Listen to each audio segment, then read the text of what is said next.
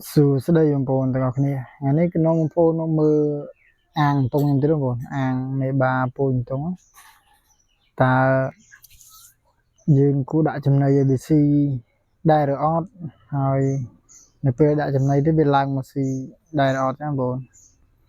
សម្រាប់អាងទុងរបស់យើងនេះគឺយើងបានដាក់មេបាចូលហើយរយៈពេល15ថ្ងៃ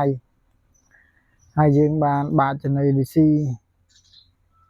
ឃើញថាវាចាប់ដើមឡើងស៊ីបដាហើយវាព្រោះថាវាផ្លែកកន្លែងដូចហ្នឹងវាអត់សូវស៊ីបងតែឥឡូវនេះគឺវាចាប់ដើមស៊ីវាដឹងកន្លែងចេះស៊ីចំណីវិញហើយចឹងបន្ទាប់ពីហ្នឹងទៅគឺយើងមានថែមនៅយើងក៏ផ្លោកអីខ្លះទៅដើម្បីឲ្យវាត្រជាក់ទឹកបងពីព្រោះថាការដែលយើងធ្វើអាងបែបសពនិមិត្តបែបនេះគឺវាអត់ដូចធម្មជាតិចឹងទុំវាអត់ស្មបងព្រោះទុំដែលត្រូវបង្កាត់ពូជគឺយើងត្រូវធ្វើអាងបែបធម្មជាតិអាងដែលមានភក់មានកផ្លោកមកអីចឹងហើយយើងអាងនេះគឺយើងធ្វើបែបសពនិមិត្តបែបទំនើបយើងអត់ប្រើភក់ទេអញ្ចឹងយើងទៅប្រើកផ្លោកខ្លះដើម្បីឲ្យវាមានអារម្មណ៍ថាដូចនៅក្នុងបែបធម្មជាតិបងប្អូនហើយនៅពេលយើងដាក់ចំណី ABC នេះឃើញថា BC បងប្អូនហើយចំណីដែលយើងឲ្យស៊ីហ្នឹងគឺចំណីទង់សាច់ណា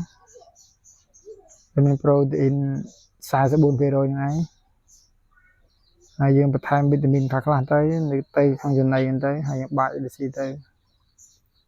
ហើយសម្រាប់ការឲ្យចំណីទង់មេបាពូជនេះយើងឲ្យមួយថ្ងៃតែម្ដងឲ្យបានបងប្អូនព្រោះថាទង់មេបាពូជយើងអាចឲ្យវាស៊ីចំណីច្រើនបានទេកាលណាវាស៊ីចំណីច្រើនអញ្ចឹងទៅធ្វើឲ្យ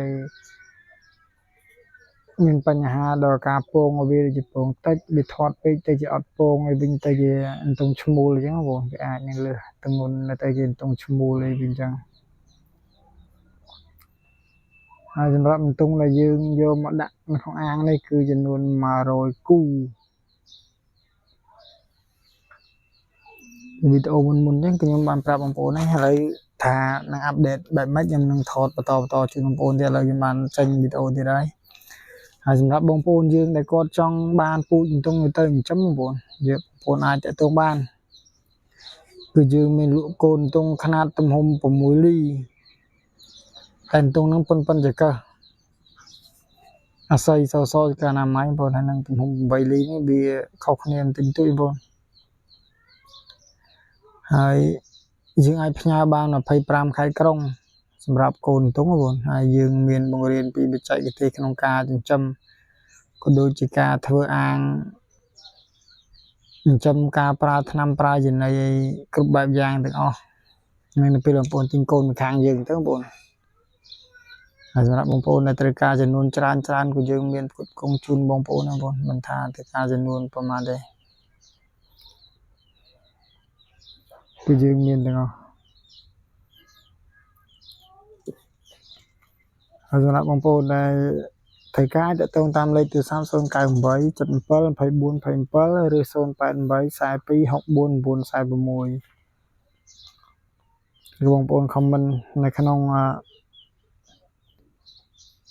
YouTube របស់យើងក៏បានបងប្អូនឬក្នុង Facebook របស់យើងបងប្អូនអាចមកមើលដល់ទីតាំងក៏បានបងប្អូនគឺទីតាំងរបស់យើងនៅក្នុងខេត្តកំពង់ឆ្នាំងស្រុកជួរគិរីភូមិកំពង់បាស្រូវឃុំជលសាស្រុកជួរគិរីខេត្តកំពង់ឆ្នាំងបើសិនជាបងប្អូនចង់មកមើល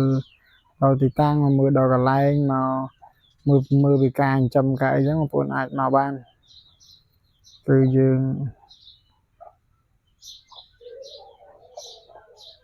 រីស្វាគមន៍បងប្អូនហើយមួយវិញទៀតសម្រាប់ទង់មេបាពូជឥឡូវនេះគឺយើងអត់មានទេបងប្អូនគឺយើងត្រៀមទុកតែបង្កាត់តែខ្លួនឯងតែយើងអត់លក់មេបាពូជទេ